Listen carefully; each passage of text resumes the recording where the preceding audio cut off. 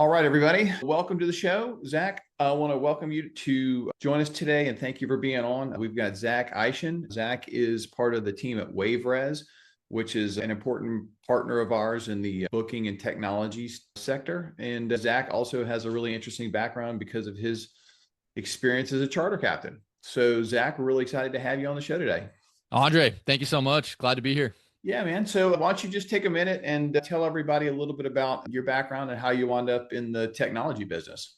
Yeah, 100%. I love telling this story because it's kind of odd and unconventional, and I'm really proud of my background. But when I was 19 years old, I got into like what I consider the marine tourism industry. I was a boat detailer for a company here in San Diego, California, where I'm based, called Seaforth Boat Rentals. Immediately, I was the guy who was like cleaning up all the boats after charter captains brought them back from party charters, fishing charters, all the above. And I immediately was like, yep, that's what I want to do. So over the next few years, I started to work for another company that brought me on as a location manager for one of their boat rental and boat charter locations, also in San Diego. I started getting all my experience on the water. I pinheaded on a couple of boats. I worked for a couple different sailing charters as just like a deckhand. Gained all my experience, and then a few years later, finally took the captain's course, got my captain's license. It was a 50 gross ton near coastal, and that's kind of where this all began. I was working on the water. I did it for 5 years. And then kind of when 2020 hit, I noticed that there was a really cool opportunity to get into the tech scene. And, obviously with COVID, software companies were just kind of like going off, and there's a lot of great opportunities. And at the time, we were using a different reservation system for the company that I was assistant general manager at, which was Action Sport Rentals. And I saw on one of their newsletters that they were hiring. So kind of randomly, I reached out to them. I reached out to the sales rep that actually sold us on the system, and I was just like, "Hey, notice you guys are hiring. Would love to have a conversation." One thing led to another. I worked for that company for about 4 years, and then Greg Fisher, the CEO and founder of WaveRez, was just about 10 months ago said he was in market, kind of like asking random people around the country, "Hey, do you know anyone who has a background as a boat captain and also knows tech sales?" And everyone kind of, pointed their finger at me like, "Hey, you got to go talk to this guy in San Diego named Zach Eischen." So that was really an honor. And once me and Greg had a conversation, we kicked it off really, really well. And I immediately kind of fell in love with the vision of WaveRez and what he was trying to accomplish with it. And I thought it just aligned so well with my background. So yeah, I was brought on as the head of sales and partnerships for WaveRez, and we've been crushing it ever since. That was back in November of 2024. That's awesome. So now the most important question is how much you still get out on the water and fish and sail or whatever your stuff, your hobbies are. Yeah. Just like you spend all day behind the computer like me now? Yeah, I'm probably not as much as I'd like, but I still get out on the water a lot. I actually paddleboard a lot now. Oh, yeah. I still surf. Your surfboard's back there. Yeah, I got my surfboards in the back there. I still surf. I get on the water as much as I can, but it's definitely busy. We're growing really fast here, and it requires a lot of work. So probably getting more screen time than I'd love, but still finding opportunities to get on the water for sure. Yeah, I call it. So in my case, working with charter captains all day, I'm getting sent pictures of stuff, and I call it fish porn because it's like, the guy's like, "Hey, can you add this to our site or look at the trips and stuff?" And I'm like, "Man, this is incredible." But it's been fun. Like one of the benefits of doing this has been that you want to, you bring in clients, but they become friends. And so like, we made a trip to Key West this summer, and, we went out on the boat with like 3 of our clients and just had a good time, went to dinner, just so it's been like a fun way of making friends and contacts, and people you can actually like go spend some time with in different areas. So I imagine you kind of going through that too. 100%. Yeah. The connections in this industry, I would not be in any other industry. It's just so fun. I think there's a lot of opportunity with a lot of these businesses too, to kind of like be like, "Hey, what if you thought about things like this? What if you tried this tool? What if you tried this process?" So yeah, I love this. I love this industry, kind of the vibe, if you will, of this industry. You mentioned Key West. I still need to go out there. I have heard that Key West is just such an incredible experience, and all my friends like closest to me have been like, "Zach, you should never go out there because I don't think you would ever leave." Yeah, you'd leave in August. You'd leave in August. You'd leave in July and August and September when it's 5,000 degrees, which is when we were there. But yeah, man, yeah, it's right up your alley, dude. Yeah. So I got to check it out. I've heard great things about Key West. I got to go. All right, well, let's plan a trip. We'll call it a company trip. It's work. Yeah, we'll put it on the credit. Put it on the old credit get card. Greg. We'll go down there. We'll meet you guys, and we'll line up some stuff, and we'll do a seminar or something. But we had a magical time down there. It's really pretty incredible. It's the Bahamas without the Bahamas problems. But anyway, Love it. So let's talk about technology then. So you're a captain. Yeah. You understand technology, and the funny thing is that like there's a lot of people in the business who are still sort of fighting the technology thing because I hear people say, well, I want to talk to them first. And the reality is by and large, the consumer doesn't want to talk to somebody. They want the information at their disposal that they can, make a decision one way or the other. Or if they have a question, they want to at least be able to find out what they're looking for. But here's the thing. I think the biggest thing that consumers want is they want a quick decision because they get into like trying to decide what they're going to do. And as somebody who just came from Key West, I got a refresher of this because like I know what I want to do. I'm going to book it, but I still have questions, or I want to nail down my time because I don't want to come back to this with 5 tabs open and trying to decide this and all that. So I kind of want to nail that down. So what have you found is the big shift with like companies that really want to embrace that technology versus the guys that fight it? Like, what's the big difference, you think? Yeah, you said it perfectly in the beginning there. It's putting yourself in your customer's shoes. You got to understand that what you're providing is an experience, and that experience starts with the booking process. Wow. So I think a lot of people don't really view their booking systems as like true partners in the entire customer journey with your business. Where in reality it's step one. Like that's where they're coming to you. And you said it perfectly too. Like people, like you may want to talk to people. I want to get more people for you to talk to on your boat, right? And that's what a booking system is going to do. What the booking system is going to also do is for all those like people who are already checking, like let's say they got a great website provided by Andre. They're going through this booking flow. They're going through these pages. They're getting sold on your experience. They're looking at these really high quality pictures. That's a really important thing, right? Looking at these great descriptions. They hit a book now button. We're now in a buying process. We're in a closing process here. Those people are not just going to like randomly, call you and want to book. You want to make it as easy for them to make that transaction with you. So now we can start bringing into like pre-activity experience, sending up follow emails, maybe put them into a CRM system and have a couple of different outreaches that go out that get them hyped up for the experience. I don't know, send them a video of most important things to like, how to pick up a bait fish, on a head boat, right? Like all those little things. So it's a mindset, Andre, and it is a tough one in this industry. I've ran into it a lot myself, but I would just challenge everyone to look at things from the perspective of your customers. What do they want? Because that's who we're really serving at the end of the day.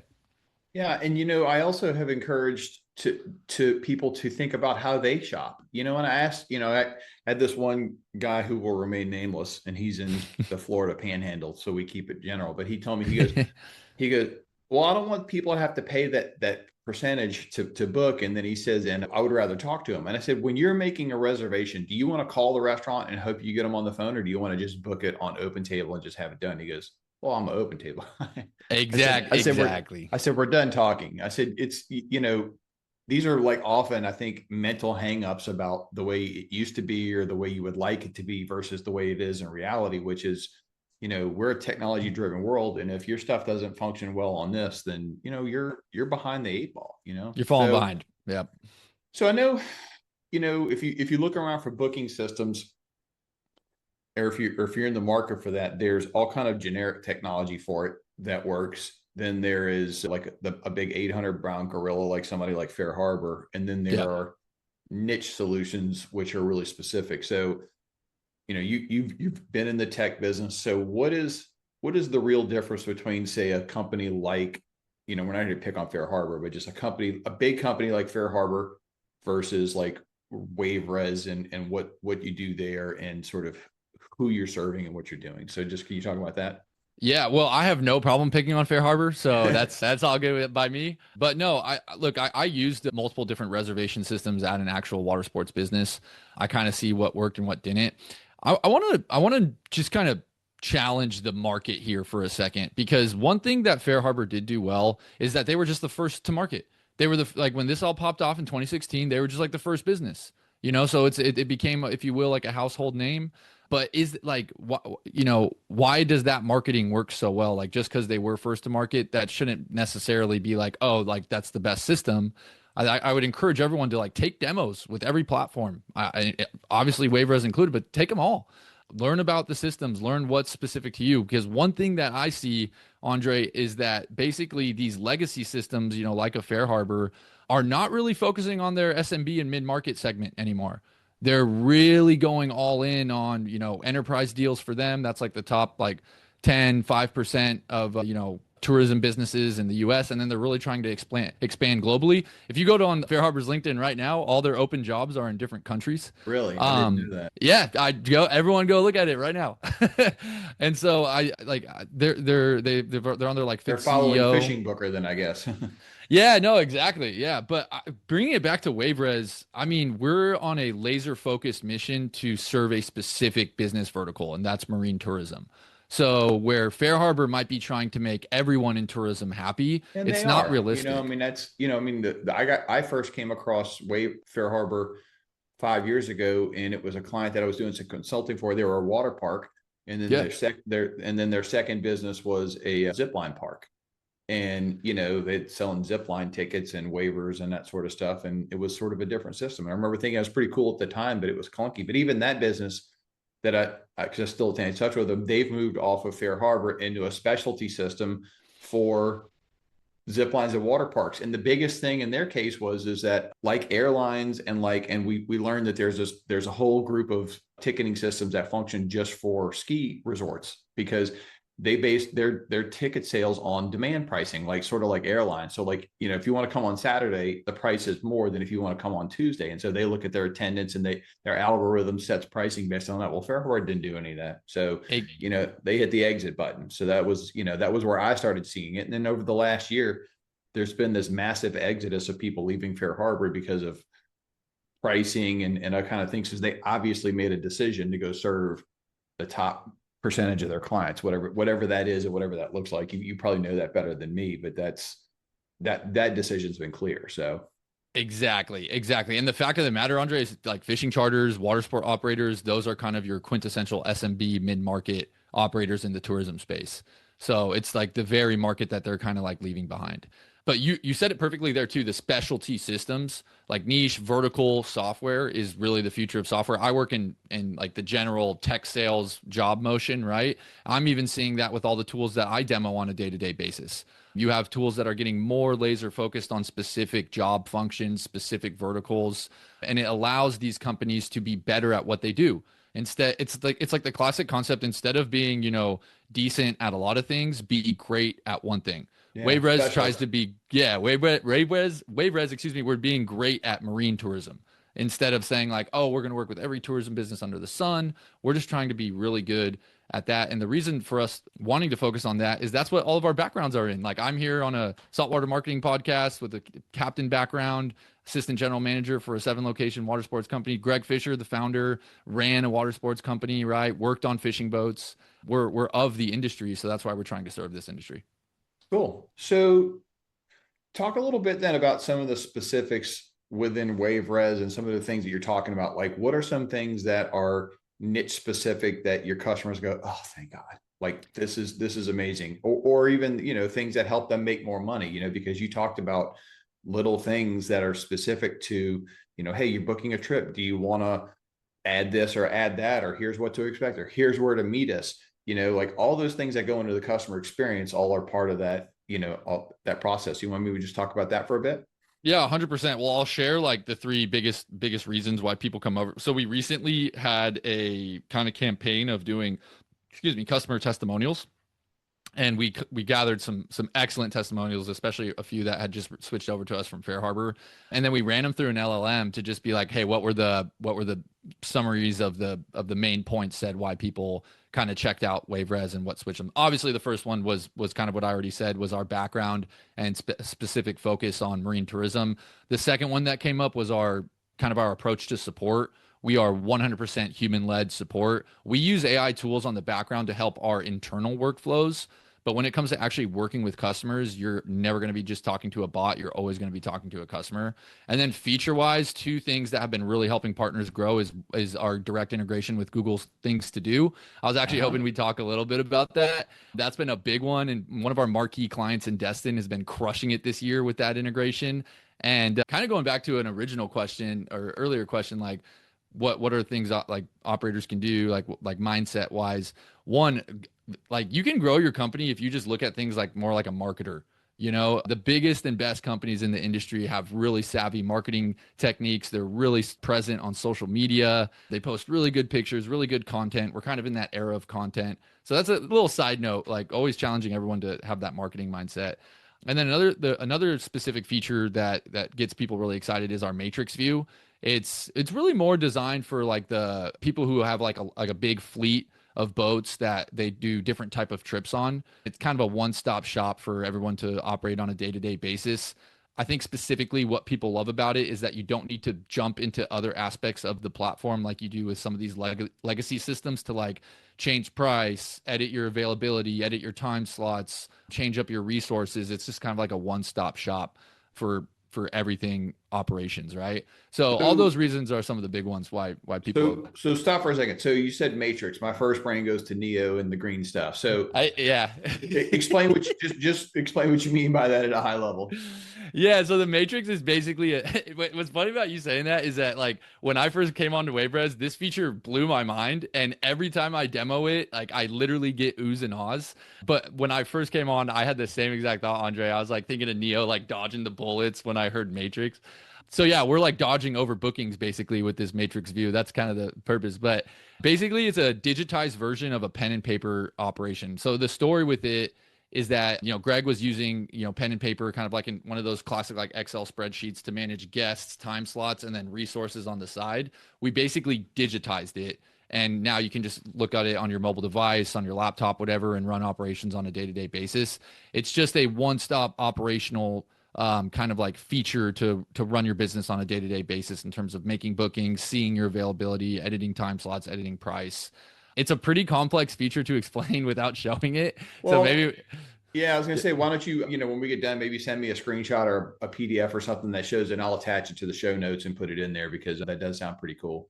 I would love to actually. Yeah, I can even make like a quick Loom video or something and like 30 seconds and just show it real quickly. I would love to do that. Yeah. But back to the higher. Yeah, go ahead. Sorry. Well, I was going to say, so while you're on the subject of like, because you mentioned Google Things to Do, I know one of Greg's big thing is with WaveRez is managing your bookings across multiple platforms. Because one of the complaints I hear is that, okay, well, I got booked from one platform, but it didn't book me out. So then I had to call the customer and they're pissed because, I had to cancel them or reschedule them or something else. So that's an immediate 1-star review for somebody you need to do business with. So can you talk about sort of the integration with booking sites, OTAs, as you call them, and how that works at a high level and what that allows you to do, as a business owner? Yeah, 100%. Well, first and foremost, a big mistake that I see with some people when it comes to OTAs is an over reliance on it. And being straight up, the fishing industry is probably like the most affected by this. And obviously, Fishing Booker has a big part of this. I am not one to say like OTA revenue should be part of your business model, but it should not be an over reliance. It should be maybe like the 30 to 40% range. If you're getting more than if you're getting more than 30 to 40% of your bookings through OTAs, I'm sorry, you're kind of just throwing money away. You really need to make a direct booking initiative, because just look at the fees. One, booking platforms charge the end user at the end of the day, so it doesn't affect your bottom line. It's a top line addition, whereas OTAs are actually, taking a significant chunk from your bottom line. And it's a lot more than, like the 6% of booking fees for booking systems, maybe triple that, actually, more than triple as they're up to 30% right now at some of the booking sites. So yeah, quadruple that. I don't even know what the word for 5 is after quadruple, but it's up there. But yeah, so I think, but back to like it, not bashing the OTAs at all. You need to have OTAs as a healthy revenue, cycle. So it just expands your reach, expands your kind of like your visibility. I would encourage everyone to go check out Greg Fisher's book, Mastering OTAs. It's going to be able to explain like how booking systems work with OTAs better than I can in our time allotted here today. So please go check that out. And but basically with WaveRez specifically, we have direct integrations with the most important OTAs out there kind of for the industry, which is TripAdvisor, Get Your Guide, and TripShock if you're based in the Gulf region. Basically, it just connects your inventory with your booking system to the OTA itself. So as bookings get made on the OTA, it automatically takes out that inventory in WaveRez. That way you don't get overbooked. You can run reports to see how much money you're making through OTAs versus direct bookings. You can turn off OTA availability on a certain day if you don't want to run it. There's a lot of different kind of use cases that you can use for it. But again, the idea is just to have it sounds like an absolute necessity if you're running a business and you've got listings in multiple places, which is the smart thing to your point. Yeah. And does that, just like we were picking on FareHarbor earlier, does FareHarbor do those kind of integrations, or are those unique to WaveRez? No, yeah, no, being completely real, FareHarbor has connectivity as well with OTAs. Okay. You're not necessarily like missing out when it comes to OTAs, but what I would recommend is what FareHarbor is not going to do is like have the leader of their company or their head of sales like sit down with you and talk to you on strategy with using OTAs. That's a big advantage that we can bring to the table with WaveRez. Like we have a much more we have a closer relationship with all of our clients. And I've always joked with Greg, we're actually more of like a consulting company disguised as a booking system. No, but that's smart, and what Greg brings to the table with the OTA expertise is, people would pay for that help. People would pay to help have the kind of help, and he's selling it in the book, and you're getting it as part of what, your strategy with those things. Because what I found is that, people often find us when they're ready to take their direct booking strategy seriously, so it's like, or maybe they find us when they're taking it seriously, but they're frustrated. So like we come in as sort of the direct booking arm of the business, but we openly welcome the OTA part of it, because what we found is that if you have a functioning business in the other areas, it makes it easier to have patience with the direct booking side of it as you build that. But really that balance that you mentioned is what's critical, because we see some people coming in and they're making a call. They don't even have a website. They're strictly relying on OTA business. And I'm like, that's not, you don't have a business at that point. You don't have anything of your own. You're strictly like an agent at that point, just operating there. So that's kind of a dicey place to be. But I know that's not like the typical WaveRez client. But what I'm saying is it's, that didn't exist before, like 5 or 6 years ago, you would have never started a business with that. But now you have people coming in who think that's how they're going to start a business, as a low cost bootstrap deal. And I'm like, none of them like giving up 30% of their trips. So yeah, real quick on that note too, I've actually seen people with websites with book now buttons that lead to OTAs. Yeah. Like the direct booking, like, hey, if anyone out there has that, this is not like a making fun moment or anything. It's like a serious concern moment. Like, please come talk to WaveRez. Right. Yeah, if your loved one has a button going to an OTA site. If you've fallen and you can't get up, call WaveRez. Yeah. Well, here's the thing. Here's the thing that I've never understood is that if I'm going to take somebody on the boat, I want them to be my customer. And so, when you book through an OTA, the one thing that's the biggest downside is, and I saw this early on, like, again, I do some consulting on outside stuff. I had a client that came in and said, well, we did $1 million worth of business through Amazon, but we only netted about 40,000. And everybody we sold a product to, we don't have their contact info. So, because they're Amazon customers. And I'm like, well, that's the same thing. I mean, there's this whole other world where OTAs exist, where they are Amazon, Wayfair, Etsy, all these marketplace sites, and those customers belong to that group. And yeah, helping people understand it, like whatever it costs you to acquire a customer, whether that's through an OTA or whatever, you need to take the effort to make that your customer, put them in your system so that you can market to them. And that's how you're going to grow a business year over year, Let's give them a workflow right here. So let's say you got a customer coming from Fishing Booker, right? And they showed up to your boat and you now do your experience, right? So what you should do is go into WaveRez, run a report for everyone that month who just, booked through an OTA, let's say it was TripShock, whatever, TripAdvisor, put them into some type of system where maybe it's like MailChimp, where you can export that data, import it into MailChimp, and then send them out a follow-up maybe, a couple weeks after their experience, inviting them to come like and follow your social media accounts. and then set a next step that maybe goes out a couple months later that just kind of gets them hyped up for the next season. Like, hey, we finished up our season. We're so thank you everyone for showing up this year, but blah blah blah blah. And then when the next season comes, maybe the third step of the sequence is send out another email that's like, hey, we're doing an early bird special. Come back and book with us. But that leads to your direct booking link, right? Yep. So I talk with this to Greg a lot. People will look at the OTAs as the fees as a little too big, and even booking fees is too big, which is wild. But at the end of the day, you can get that fee down by using your direct booking system to target these customers with marketing campaigns. And if they come back and book with you, let's say 2 or 3 times over the course of 5 years, that OTA fee went down from 30% to really more like 12 to 15% because you got or a even new nothing. client. I actually Yeah. did some math on this, and because I had a captain sit down with me and I said, somebody we worked with for a while, and I said, let's look at your book of business. And he's like, X amount is repeat customers. And then we went back and started looking at where he got these customers, and like, okay, so let's say you acquired this customer through Google advertising, right? Whatever the cost of the advertising is. That customer then has come in and fished with you over the course of 4 or 5 years, 8 or 9 times. And then they've referred X number of people back to you. Like the average value of like in the charter business where you're looking at a minimum of $600. The average value of one of those customers is probably somewhere around $30,000. Yeah. So Yeah. if you say, well, whatever, like even if you did pay 30% to acquire it the first time and maybe you lost money, you take it for the 30 grand, that you didn't have to pay on the rest of the time. And so I've seen that. I think that's that mindset thing that people have to get their arms around, is that the value of a customer is greatly impacted by how much you work that customer. Because if they never hear from you again, or you don't do that kind of marketing you're talking about, then yeah, your customer might just be a one and done. And that's the worst kind of deal. You get somebody in and you don't hear from them again. So but that's on you. That's your thing to work on as a business. And we help with that stuff. But what I'm saying is I think that's part of the equation that a lot of people just don't think about in the water sports space, for whatever reason. I mean, the big operators, they get that, but like a lot of the other ones that they just kind of glaze over it. Yeah. Well, the things we're talking about today is how you can become a big operator. And that really, like, you have to be as in love with the business and the marketing side of the business and providing a good experience for your guest outside of just the fishing as you are with fishing. Like, you got to love the business process as much as you do the fishing process, because those are the companies that are really growing. Yeah. So speaking of companies growing, can you speak to, I know you guys just did your testimonials and that sort of stuff. Did you have one in mind that popped out that like where somebody really kind of saw a big difference in their business after making the switch? Can you Yeah, tell that story? 100%. I mean, you don't have to share a name if you don't want to, but I mean, you want to share a story?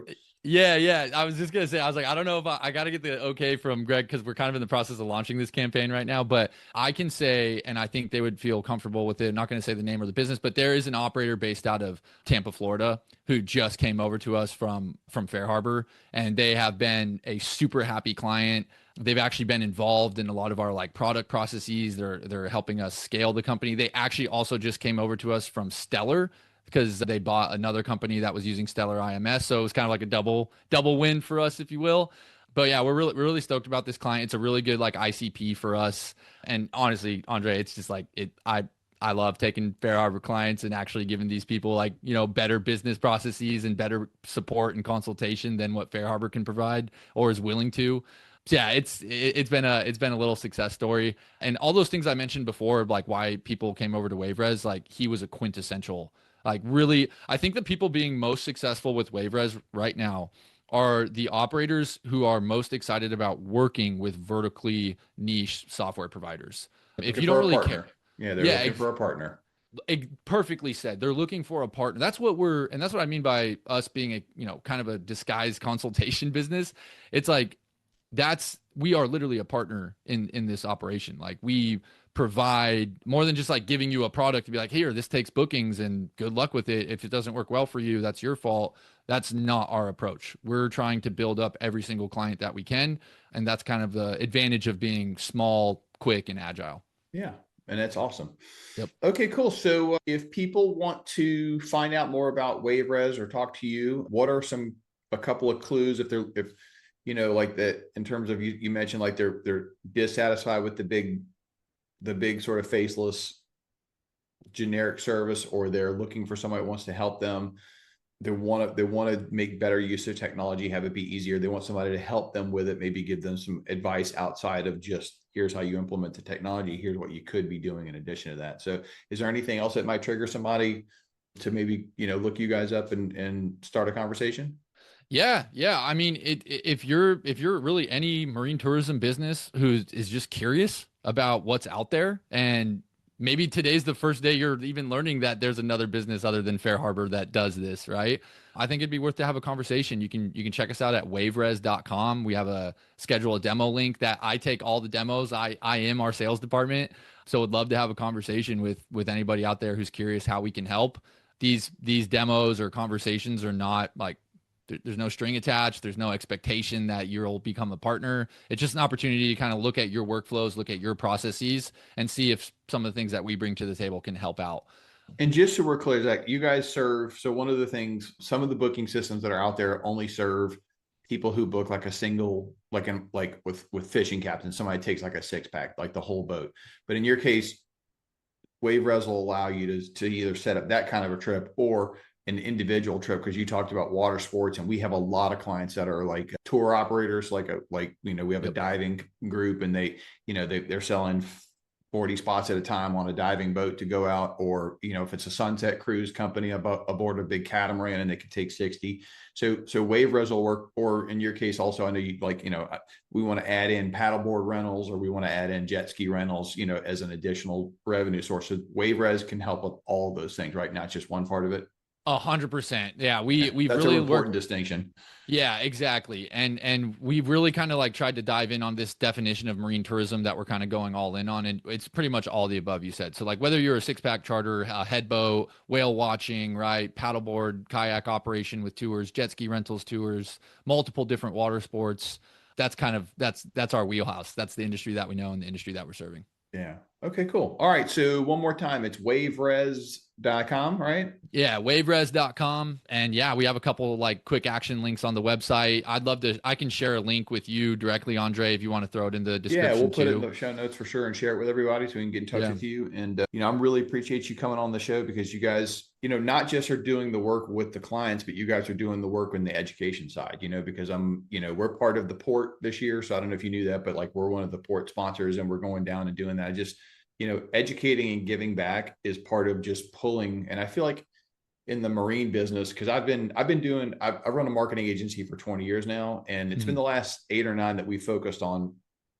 charters. But over those years, I've had a lot of experience in a lot of different industries, and the marine business is somewhat like Amish farmers when it comes to a lot of this stuff. Like it's a lot of technology resistance. It's a lot of, it used to be this way resistance. It's a lot of, this isn't how I started this resistance. And it's kind of funny that and I think maybe because like a lot of people come into the space that aren't necessarily business people, they're good at something else. Whereas like if you opened some kind of other business, maybe you have a business background. So maybe that's part of it, but whatever it is, it's like, I just feel like our job is to sort of drag people kicking and screaming into 2020 technology. It's like, here's what you could be doing. Like, oh, stuff should work on a mobile phone. And they're like, oh, that's amazing. Like I'll show people, like they'll have call and say, well, have you looked at your phone on a mobile device? How long does it take to load? I don't know. Yeah. Like, Google's been shouting at us about that for 5 years. So, there's a lot of dragging people into this, but I think it's great what you guys are doing as a company, because there's not a lot of businesses doing that and taking the time and effort to go out and educate and be those partners, which is what I think has the biggest impact on a business, because not every system's 100%. perfect. Every system, no matter what it is, even our case, there's always going to be a gap or a hole, but you always have to evaluate like where you're getting the most benefit and the most impact. And then you go with that, and I think that's what you guys are doing a great job at. So Appreciate that. Thank you for having you on the show, and we'll definitely send some people your way and get them looking at your system. And have a great rest of your day, Zach. Thanks, brother. Yeah. Sounds good. I'll see you in Key West. Yeah, that's awesome. All right, Andre. Thanks.